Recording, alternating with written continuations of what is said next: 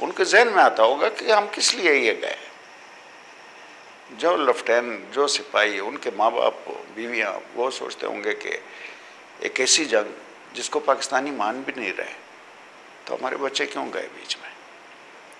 तो आप आर्मी को एज एन इंस्टीट्यूशन उसको रेडिक्यूल ना करें। हमारा अमेरिका से मुकाबला नहीं है, ना हम कर सकते हैं। पॉलिसीज, यस, अफगान पॉलिसी गलत थी और अब की नहीं है, ये ज़िया-उल-हक ने गलत शुरू की थी। इसमें अब भी प्राउडली जनरल हमीद गुल कहते हैं कि मैंने ये किया वो किया, आपने बेड़ा गर्क किया। जनरल मिर्ज़ा असलम बेग रिकॉर्ड पे हैं जो कहते हैं कि जी हमने बेनज़ीर को 88 में इलेक्शन के बाद हमें ये फिक्र थी कि ये पॉलिसी ना चेंज कर दे, अफगान पॉलिसी।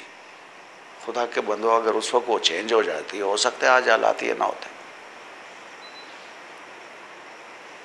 तो आप उससे ये चीज़ ले लें कि हम सिविलियन उतने ही मुहिब वतन हैं जितने के एक फौजी है। साहब आखिरी सवाल है, आप ये बताएं कि ताहाल हमने इतनी कुर्बानियाँ दी, 35,000 से ज़ायद लोग हमारे शहीद हो गए, हमारी जो सिक्योरिटी फोर्स के लोग हैं वो भी शहीद हुए, मगर ताहाल आम आदमी कंफ्यूज है कि ये जंग हमारी है या जंग हमारी नहीं है।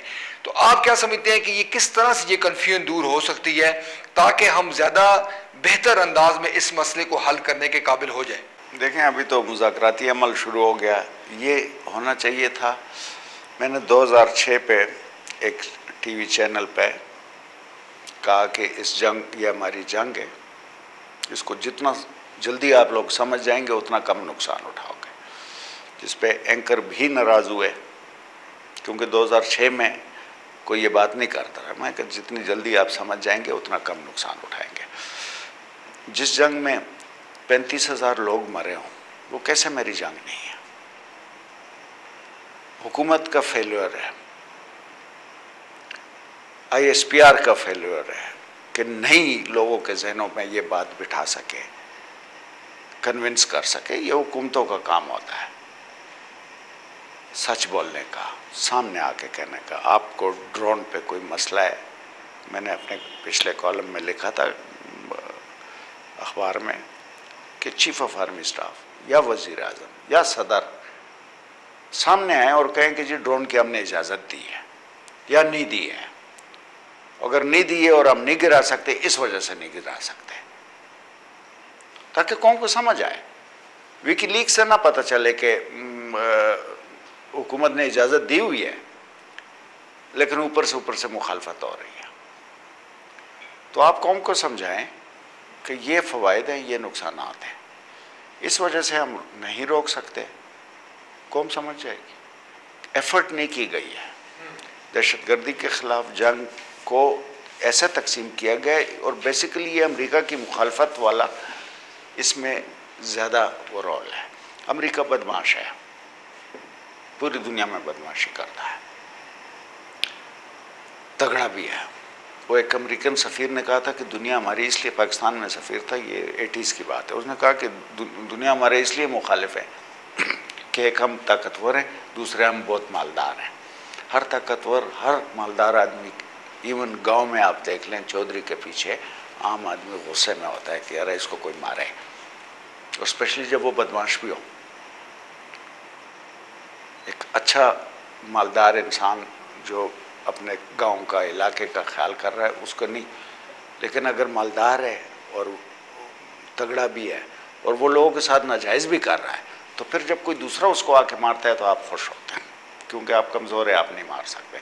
तो ये अमेरिका के ख़िलाफ़ वो नफ़रत जो थी वो यहाँ पे इस जंग में नज़र आई है खुल के कि लोगों ने अमेरिका मुखालफत में, आप ऐसे लोग हैं जो ख़ुदकश हमले के ख़िलाफ़ नहीं बोलते हैं, ड्रोन के ख़िलाफ़ बोलेंगे। अब लेट हो गया है, अब इसकी एंड गेम का टाइम आ गया है। खुदा करे ये ख़राब ना हो। इससे ज़्यादा सबसे जो हमारे लिए ख़राब सिचुएशन वो होगी कि ये अफ़गानिस्तान तकसीम हो जाए, पुश्तून अफ़गानिस्तान में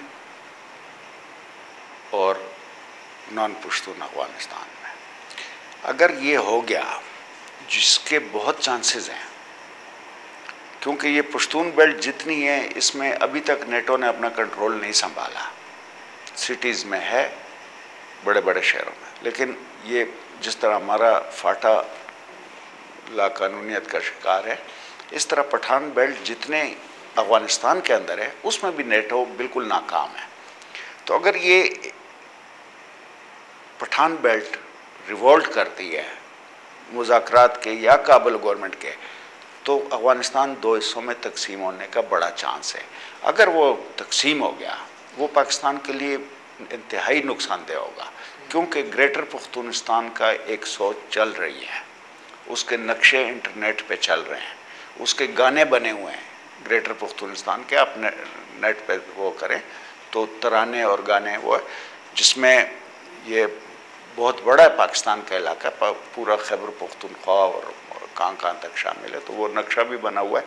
तो हमारे लिए वो बड़ा वो हो जाएगा, मुश्किल हो जाएगा। मारूफ दिफाई तजियाकार कर्नल रिटायर खालिद मुनीर साहब, आपका उनका बहुत शुक्रिया। हमारे प्रोग्राम का वक्त खत्म हो गया है। अरे कर्नल मुनीर साहब का ये कहना है कि ज़रूरत इस बात की है कि जो आने वाला वक्त है उसके लिए तैयारी की जाए। उनका ये कहना है कि 2 मई के वाक़े के बाद अमेरिका ने हमें बता दिया है कि वो किस तरह से सोचता है और वो किस तरह से हमें ट्रीट करता है। ज़रूरत इस अमर की है कि तमाम जो स्टेक होल्डर्स हैं वो आवाम को एतमाद में लें, आवाम के साथ राब्ते बेहतर बनाएं। कोई भी इशू है, चाहे वो ड्रोन का इशू है, अमेरिका के साथ ताउन का इशू है, उसमें आवाम की राय को शामिल किया जाए, आवाम पर भरोसा किया जाए, ताकि आवाम के ताउन से हम मसाइल हल कर सकें।